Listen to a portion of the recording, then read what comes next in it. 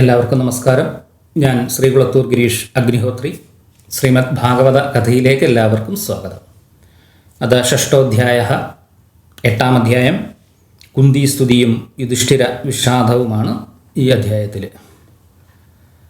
സൂതൻ പറഞ്ഞു, അനന്തരം അവർ പുത്രാദികളുടെ ഉദകക്രിയ മുതലായവ നടത്തുന്നതിനായി കൃഷ്ണനെ മുമ്പിൽ നിർത്തി ഗംഗാനദിയിലേക്ക് പുറപ്പെട്ടു. ഭഗവാന്റെ പാദരേണുക്കൾ കൊണ്ട് ശോഭിക്കുന്ന ഗംഗാനദിയിൽ അവർ പുത്രാദികളുടെ ഉദകക്രിയ നടത്തി. ഈ സമയത്ത് പുത്രശോകത്താൽ വിലപിക്കുന്ന കുന്തി, കൃഷ്ണ, ഗാന്ധാരി മുതലായവരെ ഭഗവാൻ ആശ്വസിപ്പിച്ചു.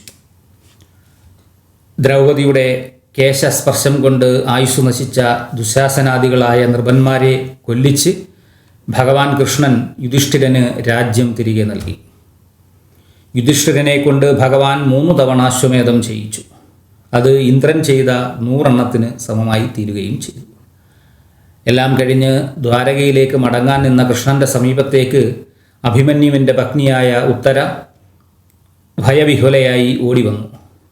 അവൾ കരഞ്ഞുകൊണ്ട് ഭഗവാനോട് ഇപ്രകാരം പറഞ്ഞു: അല്ലയോ മഹായോഗിൻ, ജഗത്പദേ, ദേവദേവ, അവിടുന്ന് എന്നെ രക്ഷിച്ചാലും പരസ്പരം സംഭവിക്കുന്ന മൃത്യുവിൽ നിന്ന് രക്ഷ ചെയ്യുവാൻ അവിടുത്തെയല്ലാതെ മറ്റാരെയും ഞാൻ കാണുന്നില്ല. അല്ലയോ ജഗദീശ്വര, ചുട്ടുപഴുത്ത ഒരു ഇരുമ്പ് ശരം എൻ്റെ നേരെ പാഞ്ഞു വരുന്നു. അതെന്നെ ദഹിപ്പിച്ചു കൊള്ളട്ടെ, പക്ഷേ എൻ്റെ ഗർഭത്തിലുള്ള ശിശുവിനെ നശിപ്പിക്കരുത്.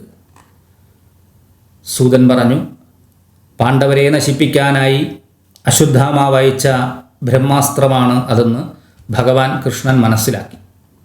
തങ്ങളുടെ നേരെ വരുന്ന അസ്ത്രങ്ങളെ കണ്ടിട്ട് പാണ്ഡവരും പ്രത്യസ്ത്രങ്ങളെ എടുത്തു. അപ്പോൾ ഭഗവാൻ കൃഷ്ണൻ തൻ്റെ സുദർശന ചക്രത്തെ അയച്ച് അവരെ എല്ലാം രക്ഷിച്ചു. അനന്തരം സർവചരാചരങ്ങളുടെയും ഉള്ളിൽ സ്ഥിതി ചെയ്യുന്നവനും യോഗേശ്വരനുമായ ഭഗവാൻ കൃഷ്ണൻ കുരുവംശത്തിൻ്റെ രക്ഷാർത്ഥം ഉത്തരയുടെ ഗർഭത്തെ സ്വമായ കൊണ്ട് ആവരണം ചെയ്ത് രക്ഷിച്ചു.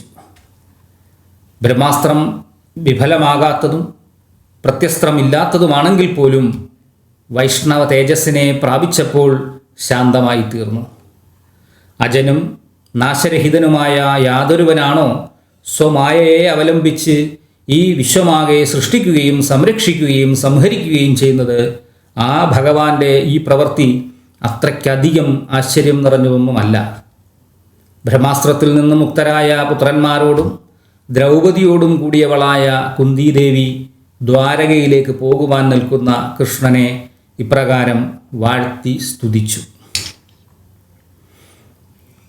പ്രകൃതിക്കുപരിയായ പുരുഷനും സർവഭൂതങ്ങളുടെയും അകത്തും പുറത്തും സ്ഥിതി ചെയ്യുന്നവനാണെങ്കിലും ദർശിക്കാൻ കഴിയാത്തവനും സർവ്വതിൻ്റെയും ഈശ്വരനും ആദ്യനും ആയിരിക്കുന്ന അല്ലയോ ഭഗവാനെ, അങ്ങയെ ഞാനിതാ നമസ്കരിക്കുന്നു. മായയാകുന്ന തിരശീലയ്ക്ക് അകത്തിരിക്കുന്നവനും ഇന്ദ്രിയങ്ങൾ കൊണ്ട് അറിയാൻ കഴിയാത്തവനും അവ്യയനുമായ നിന്തിരുവടിയെ അജ്ഞയായ ഞാനിതാ നമസ്കരിക്കുന്നു. നാട്യവേഷമണിഞ്ഞ നടൻ്റെ യഥാർത്ഥ സ്വരൂപത്തെ അറിയാൻ കഴിയാത്തതുപോലെ മായ കൊണ്ട് ആവരണം ചെയ്യപ്പെട്ടിരിക്കുന്ന അങ്ങയുടെ സ്വരൂപത്തെ മനസ്സിലാക്കുവാൻ മൂഢന്മാർക്ക് സാധിക്കുന്നില്ല.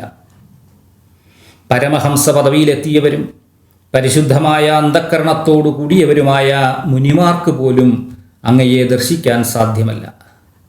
ഭക്തിയോഗത്തെ അവലംബിച്ചിരിക്കുന്നവർക്ക് പോലും ദുർഗ്രാഹ്യനായ അങ്ങയെ കേവലം സ്ത്രീകളായ ഞങ്ങൾ എങ്ങനെയാണ് ദർശിക്കുക? അല്ലയോ കൃഷ്ണ, വാസുദേവ, ദേവകീ നന്ദന, നന്ദഗോപകുമാര, ഗോവിന്ദ, അങ്ങേക്കായിക്കൊണ്ട് നമസ്കാരം. ഹേ പത്മനാഭ, താമരപ്പൂമാല ധരിച്ചവനെ, താമര ഇതൾ പോലെയുള്ള നേത്രങ്ങളോടുകൂടിയവനെ, താമരപ്പൂ പോലെയുള്ള മനോഹരമായ കാലടികളോടുകൂടിയവനെ, അങ്ങേക്കായിക്കൊണ്ട് നമസ്കാരം. അല്ലയോ ഹൃഷീകേശ, അങ്ങയുടെ മാതാവായ ദേവകി വളരെക്കാലം ദുഷ്ടനായ കംസന്റെ കാരാഗൃഹത്തിൽ കിടന്നു ദുഃഖിച്ചു. അവസാനം അങ്ങ് ദേവിയെ മോചിപ്പിച്ചു. അതുപോലെ തന്നെ അങ്ങ് എന്നെയും എൻ്റെ പുത്രന്മാരെയും നാനാവിധ വിപത്തുക്കളിൽ നിന്ന് മോചിപ്പിക്കുകയുണ്ടായി. അല്ലയോ കൃഷ്ണ, അവിടുന്ന് ഞങ്ങളെ വിഷത്തിൽ നിന്നും അഗ്നിയിൽ നിന്നും രാക്ഷസന്മാരുടെ ദൃഷ്ടിയിൽ നിന്നും ദുഷിച്ച സഭയിൽ നിന്നും, ദുഷിച്ച സഭ എന്നിവിടെ പറയാൻ കാരണം അപമാനത്തിൽ നിന്നും കൗരവസഭയിൽ വെച്ച് ദ്രൗപദിക്കുണ്ടായ അപമാനം, അതുകൊണ്ടാണ് ഈ ദുഷിച്ച സഭയിൽ നിന്നും എന്നിവിടെ പറഞ്ഞത്.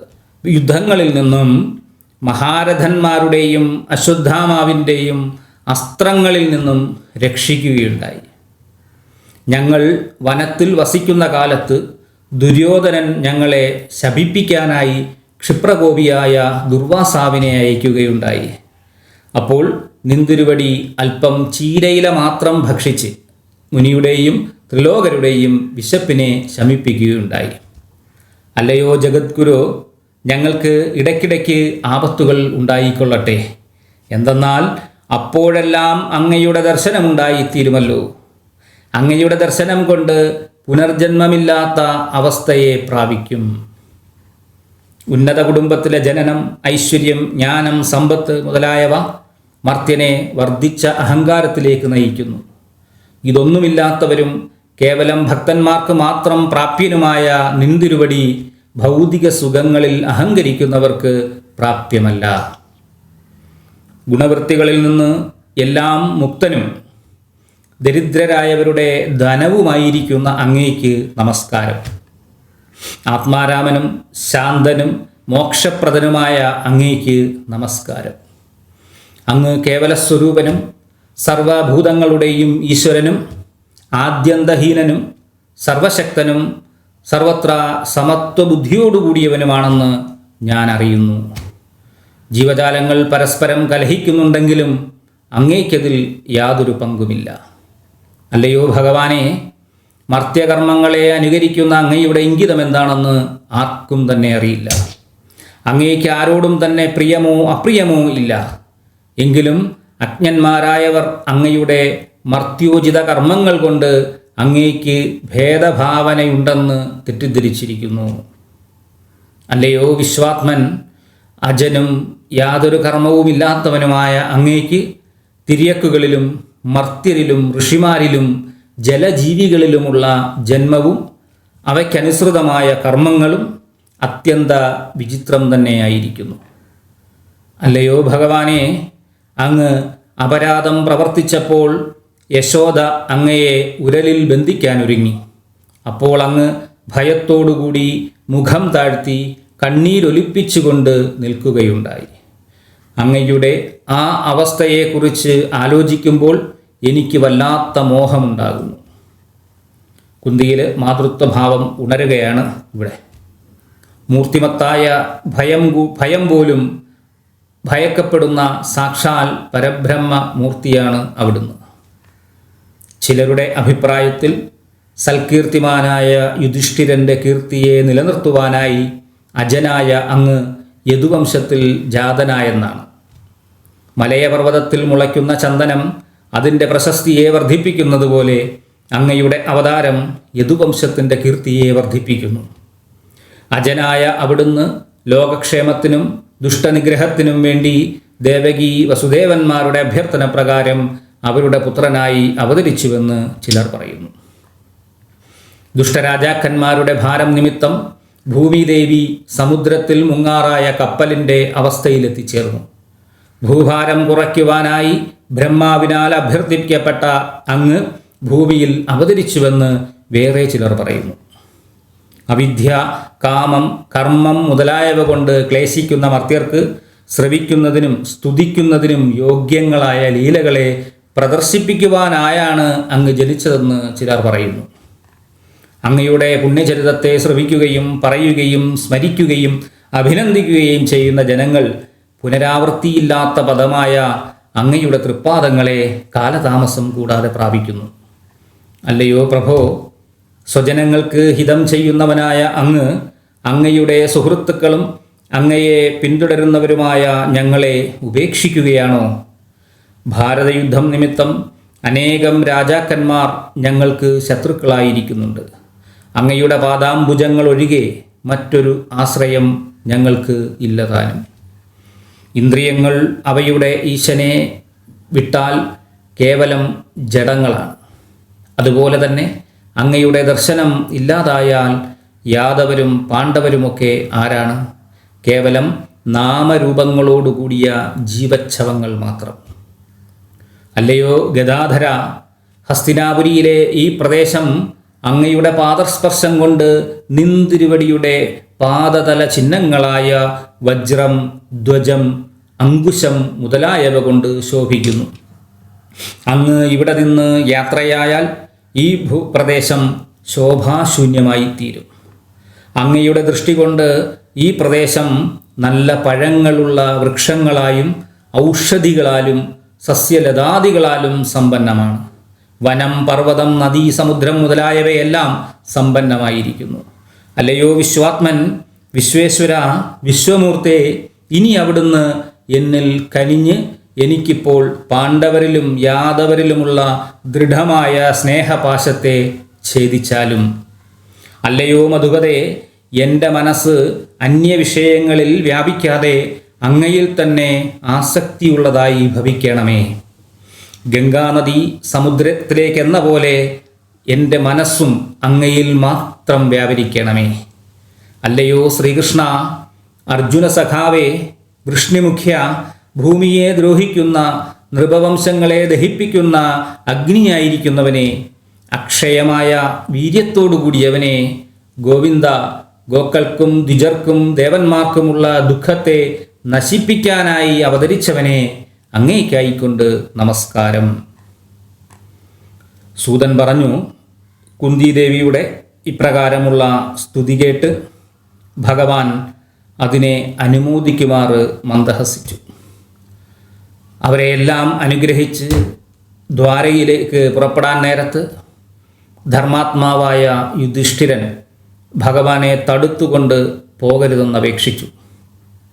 വ്യാസാദികളാലും അത്ഭുത കർമ്മങ്ങളോടുകൂടിയ കൃഷ്ണനാലും പ്രബോധിക്കപ്പെട്ടിട്ടും ഈശ്വരേച്ഛ എന്താണെന്ന് വ്യക്തമായി അറിയാൻ കഴിയാത്ത യുധിഷ്ഠിരൻ്റെ ദുഃഖത്തിന് ശമനമുണ്ടായില്ല. അവിവേകം നിറഞ്ഞ മനസ്സോടുകൂടിയവനും മോഹത്തിന് വശങ്കതനുമായ യുധിഷ്ഠിരൻ സ്വജനങ്ങളെ നിഗ്രഹിക്കേണ്ടി വന്നതിനെക്കുറിച്ചോർത്ത് ദുഃഖിതനായി ഇപ്രകാരം പറഞ്ഞു. ദുരാത്മാവായ എൻ്റെ അജ്ഞാനം കണ്ടാലും നശിച്ചു പോകുവാനുള്ള ഈ ശരീരത്തിനു വേണ്ടി ഞാൻ എത്രയോ അക്ഷൗഹിണികളെ കൊന്നൊടുക്കി. ബാലന്മാർ, ബ്രാഹ്മണർ, സുഹൃത്തുക്കൾ, മിത്രങ്ങൾ, പിതൃക്കൾ, ഭ്രാതൃക്കൾ, ഗുരുക്കന്മാർ തുടങ്ങിയവരെ ഉപദ്രവിച്ചു. 10,000 വർഷം നരകത്തിൽ കഴിഞ്ഞാലും എനിക്ക് മോചനമുണ്ടാവുകയില്ല. പ്രജകളെ ഭരിക്കുന്ന രാജാവിന് ധർമ്മയുദ്ധത്തിലെ ശത്രുവധം കൊണ്ട് പാപം ഉണ്ടാവുകയില്ല എന്ന ശാസ്ത്രവചനം കൊണ്ടൊന്നും എനിക്ക് ശാന്തി ലഭിക്കുന്നില്ല. ഞാൻ നിമിത്തം എത്രയോ സ്ത്രീകൾ പിതൃപുത്ര ഭർത്താക്കന്മാരെ നഷ്ടപ്പെട്ടവരായി തീർന്നു. ഗൃഹസ്ഥന്മാർക്ക് വിധിച്ചിട്ടുള്ള യാതൊരു കർമ്മം കൊണ്ടും ഇതിന് പരിഹാരം ചെയ്യാൻ ഞാൻ സമർത്ഥനല്ല. അഴുക്കിനെ അഴുക്കുകൊണ്ടും മദ്യത്തെ മദ്യം കൊണ്ടും കഴുകി ശുദ്ധമാക്കുവാൻ കഴിയുകയില്ലല്ലോ. അതുപോലെ തന്നെ ഞാൻ ചെയ്ത ജന്തുഹിംസ മൂലമുണ്ടായ പാപത്തിന് യജ്ഞം കൊണ്ട് പ്രായശ്ചിത്തം ചെയ്യുവാൻ സാധ്യമല്ല. ഇതി ശ്രീമദ് മഹാഭാഗവതേ മഹാപുരാണേ പാരമഹംസ്യാം സംഹിതായാം പ്രഥമസ്കന്ധേ കുന്തിസ്തുതിർ യുധിഷ്ഠിരാനുതാപോ നാമ അഷ്ടോധ്യായഃ. അങ്ങനെ 8ാം അധ്യായം സമാപിച്ചു. ഇനി 9ാം അധ്യായം അടുത്ത വീഡിയോയിൽ കാണാം. നന്ദി, നമസ്കാരം.